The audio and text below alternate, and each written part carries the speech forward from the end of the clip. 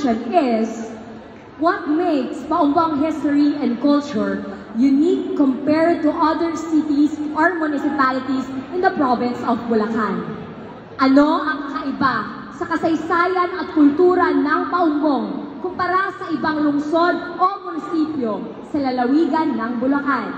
Again, what makes Paumbong history and culture unique compared to other cities or municipalities in the province of Bulacan? Ano ang kakaiba sa kasaysayan at kultura ng Paumbong kumpara sa ibang lungsod o munisipyo sa lalawigan ng Bulacan? It is definitely our history. The history of Sukang Paumbong or Sukang Sasa. This entails our preservation of our culture, tradition, and tourism. This also reminds us that we are proud Paumbongeños. Kaya talaga nga naman, ang suka ng Paumbong ay babalik-balikan, hindi lamang dito sa Bulacan.